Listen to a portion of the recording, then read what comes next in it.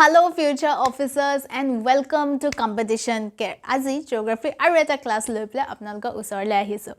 Last classত আমি entire solar system already complete কৰি থৈছো. Solar system আমি ডিসকাস কৰিছিলো planets, যাৰ মাজৰ পৰা terrestrial planets, Jovian planets, তাৰ লগতে প্লুটো কিয় বাৰু আমি প্ল্যানেটৰ ক্যাটেগৰীৰ পৰা উঠাই পেলাই ডুৱাৰ্ফ প্ল্যানেটৰ ক্যাটেগৰীলৈ ভৰালো গুটেইখিনি আমি অলৰেডি ডিসকাস কৰি থৈছো ইনক্লুডিং দ্য ইনষ্টিটিউট যোনখন ইনষ্টিটিউটে আমাক ক্ৰাইটেৰিয়াজ দিছিলে প্ল্যানেটস হোৱাৰ সো গুটেইখিনি আমি অলৰেডি ডিসকাস কৰিলো আজি বাৰু আমি কি ডিসকাস কৰিম আজি আমি এটো ডিসকাস কৰিম যে স্পেসত stars moons planets সৰ বাহিৰেও আৰু কিবা আছে নেকি The answer is yes. আৰু বহুতো কিবা কিবি আছে বাট গুটেইখিনি ডিসকাস কৰিবলৈ আমাৰ ওচৰত ইমান সময় নাই হে কাৰণে আমি কিছুমান ইম্পৰ্টেন্ট অবজেক্টস ডিসকাস কৰিম যোনবোৰ stars planets আৰু moonৰ বাহিৰেও স্পেসত এক্সিষ্ট কৰে হে গুটেই বিলাকৰ মাজত কি ডিসকাস কৰিম অকমান চাই ল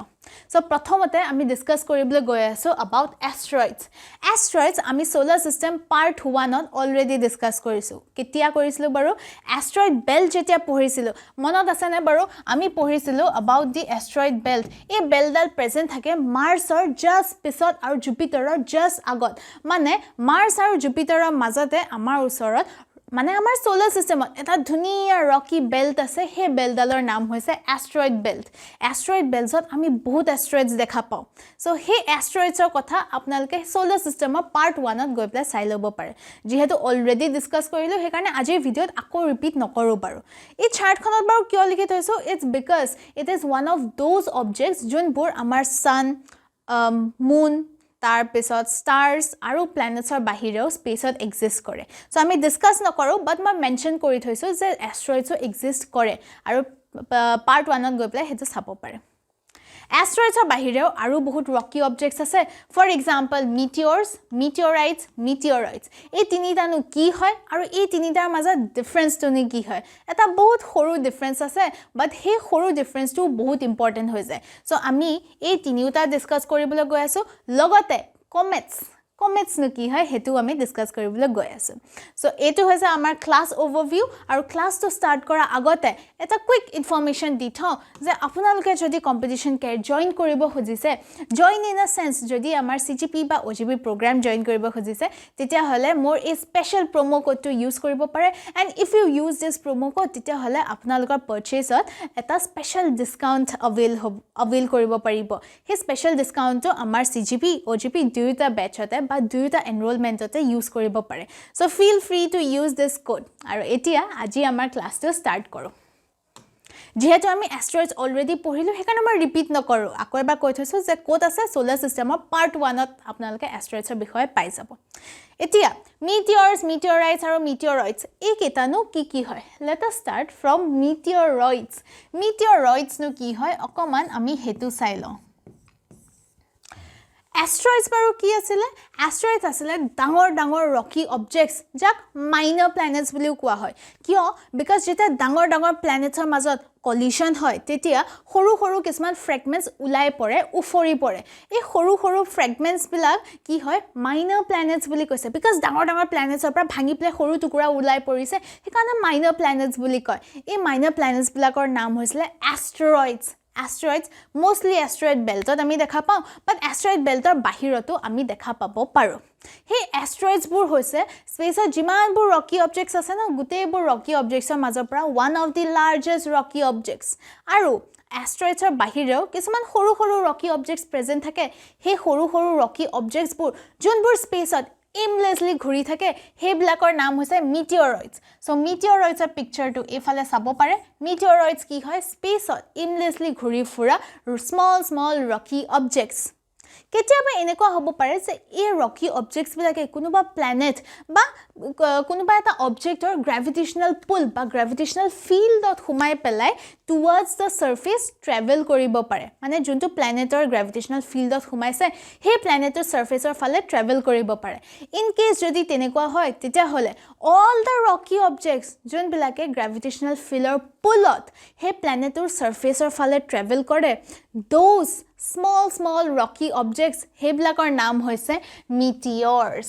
এফালে পিকচাৰটো চাব পাৰে this These are meteors. Jodi bole eta object e travel kori ase teta hole ami simply meteor boli kom. But jodi bole etat koi besi multiple jodi travel kori ase teta hole ami hetu meteor showers boli kom. Common language at hetuk shooting star boliu koa hoy nohole popia tora boliu koa hoy. Etia okman relate koriba parise ne baro. So these are meteors. Meteors bor ki hoy most of the time jetia a planet etar gravitational pull out humai play towards its surface travel kore tetia he planet or atmospheric layer ba he gas or layer ot humai pelai friction or folot bhangi jabo pare thoru thoru tukura hoi jabo pare ba burn out hoi jabo pare due to that gute meteors bor destroy hoise but luckily eta duta ketia ba basi pelai ahi pelai surface ot porehi so all those lucky meteors jun bilak unburned hoi belai nozolakoi phale phale ahi pele surface ot ahi pele porile ba matite ahi pele porile those meteors are known as meteorites e phale major picture to sabo pare so these are meteorites hoise unburned meteors jon bilake ahi pele surface ot porise hi so eto hoise meteors meteorites aru meteoroids tiniuta ki kinu hoy aru tiniuta major difference nu ki hoy ami bhalko hetu sai lolo next topic ole jao baro amar next topic to hoise comet hoise ako eta object junto ami space ot dekha pa comet or eta nijor light thake he karone comet ok luminous heavenly object buliu koa hoy luminous mane jar nijor eta light ase ba june shine kore so comet luminous hoy mane nijor eta light exhibit koribo pora tendency ase ba khomota eta ase so this is a comet baru kihere banwa hoy comets are made up of clumps of ice hoytu borofor tukura ase nohole kisman gases thakibo pare for example water vapor thakibo pare ammonia thakibo pare carbon dioxide thakibo pare methane thakibo pare kiba beleg solid metals o thakibo pare aru he bostu bilakor outer covering to ice covered hobo pare so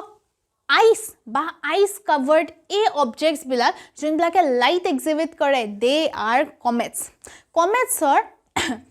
ice থাকে নহয় বাহিৰত ধুনিয়া কয় আইসৰ covering এটা থাকে হে আইসৰ covering two যেতিয়া সূৰ্যৰ উছৰ পাইহি এই বাহিৰৰ আইসৰ কভাৰিং টু গলা ষ্টাৰ্ট কৰে বা মেল্ট হোৱা ষ্টাৰ্ট কৰে সো এই আইসি কভাৰিং টু যেতিয়া মেল্ট হয় তেতিয়া হলে হে আইসৰ কভাৰিং টুৰ ভিতৰত যিমানবোৰ বস্তু থাকে all the metals all the minerals all the gases all the water vapors গুটেবোৰ উলাই যোৱা ষ্টাৰ্ট কৰে so jetia sana usor pai tetia hi eta shine dekhabo eta glow eta dekhabo eta light eta dekhabo aru tetia ki hobo tar head eta form hobo which is luminous ba jar eta light thakibo so comets have a head shiny head ba luminous head eta ase so they have a bright head a head to naam hoise coma so a head to naam ki hoise head to naam hoise coma e phale picture to dekha pai ase etu hoise comet aru this is the comet's head aru a head to naam hoise coma so apnalke likhi ase jodi note down kori lobo pare the bright head is known as coma aru tar pisot comets or dudal tail ase dudal tail kyo baru because edal hoise gas tail aru edal hoise particle tail gas jun phale de ulai jabo tahate edal tail banabo ba negur edal banabo which is known as gas tail aru particles jun phale gusi jabo that will be our particle tail so dhuniya koi dudal tail form ho ami dekha pam aru ei dudal tailor majot edal hoise gas tail aru edal hoise particle tail ei dudal hoise tails of comet aru eta head thakibo bright head jar naam tu hoise coma so all the comets ki kore sun ba nearby star or akhe pakhe revolve kore so they revolve around the sun in regular elliptical orbits okay planets or nisna koi elliptical orbits ot a comets bilakeu revolve kore dekhibole kenekwa hoy okman dekhoi disu this is the orbit এই পিকচাৰটো অকমান যদি ভালকৈ চাই ন দেখা পাব যে এই ডাল হৈছে আমাৰ ইলিপ্টিকেল অৰবিট এই ইলিপ্টিকেল অৰবিটতে কমেট কি কৰে ট্ৰেভেল কৰে বা ৰিভলভ কৰে যেতিয়া ট্ৰেভেল কৰিব ন সানৰ জিমানে উছৰলে আহিব হিমানে বেছি জিলিকিব বিকজ হিমানে বৰফখিনি গলা ষ্টাৰ্ট কৰিব সো আপোনালোকে নোটিস কৰিছে সগে এটো হৈছে কমেট যেতিয়া বাহিৰত আসলে sorry বাহিৰত নহয় যেটা দূৰত আছিল তা কি হৈছিল নিজৰ টেইলু দেখুৱা নাছিল আৰু নিজৰ গ্লোটো কম আছিল যিমানে উছৰলে আহিলে তেতিয়া গ্লোটো বাঢ়ি গল আৰু লাহে লাহে নিজৰ টেইল এডাল ফৰ্ম হোৱা ষ্টাৰ্ট হৈ গল এই টেইলডাল যিমানে উছৰলে আহিব হিমানে দীঘল হৈ যাব সি এইফালে দীঘল হৈ গল এফালে আহিলে আৰু অকমান দীঘল হৈ গ'ল এফালে আহিলে আৰু অকমান দীঘল হৈ গ'ল আৰু যিমানে দূৰলে যাব সিমানে ছুটি হোৱা ষ্টাৰ্ট হৈ যাবগৈ আৰু এটা কথা মন কৰিছে চাগে যে দিস টেইলছ এই যে টেইলছবোৰ ফৰ্ম হৈছে এই টেইলছবিলাকৰ ডিৰেকশ্যন সদায় সানৰ অপোজিট ডিৰেকশ্যনত থাকে সো এই টেইলছবিলাকে সদায় ফেস কৰে away from the sun দুইটা পইণ্ট ইয়াতে লিখি থোৱা আছে the tail is visible অকল যেতিয়া কমেটটো সানৰ ওচৰেদি পাছ হয় তেতিয়াহে ভিজিবল হয় আৰু the tail always points away from the sun আৰু যিমানে ওচৰলৈ আহে সিমানে দীঘল হৈ যায় বা লংগাৰ হৈ যায় so this is about comets Comets আমি দুটা ক্যাটাগৰীত ভগাব পাৰো এটা হৈছে লং পিৰিয়ড কমেট এটা হৈছে শৰ্ট পিৰিয়ড কমেট লং পিৰিয়ড আৰু শৰ্ট পিৰিয়ড কমেটছ ন কি হয় যদি বুলে এটা কমেটে 200 ইয়াৰ্ছত কৈ কম সময় লগায় to revolve around the sun নহলে to revolve around its nearby star তেতিয়া হলে হেতু আমি কওঁ শৰ্ট পিৰিয়ড কমেট যদি বুলে 200 যদি বুলে less than 200 years লগাই তেতিয়া হলে আমি শর্ট পিরিয়ড কমেট বুলি কওঁ বাট যদি বুলে 200 ইয়াৰ্ছত কৈ বেছি লগাই তেতিয়া হলে হেতুক আমি লং পিরিয়ড কমেট বুলি কওঁ short period cometor the most common example is Halley's comet hoise a short period comet jar eta average orbital period ase of 76 years মানে কেতিয়াবা 74 লগায় কেতিয়াবা 75 কেতিয়াবা 79 হে কাৰণে average orbital period এটা লৈ লৈছে orbital revolution period এটা লৈ লৈছে which is 76 years last time আমি দেখা পাইছিলো in the year 1986 আৰু next আমি দেখা পাম in the year 2061 নহলে 2062 so 2062 ত Halley's comet চাবলৈ নাপাহৰিব Halley's cometৰ পিছত Inky's comet jar revolution period হৈছে 3.3 years হেতু হৈছে এটা short period comet আৰু long period cometer যদি example বিচাৰি আছে তেতিয়াহলে এটা comet আছে comet west বুলি comet westৰ revolution time হৈছে 250,000 years so এটো হৈছে এটা long period comet so this is all about comet আজিৰ ক্লাছত আমি ইমানে ডিসকাস কৰিম আমি ডিসকাস কৰিলো যে comets no ki hoy meteors meteoroids no ki hoy aru tahator major differences ki hoy logote asteroids sabole na pahoribo which is solar system or part 1 ot lie kori ase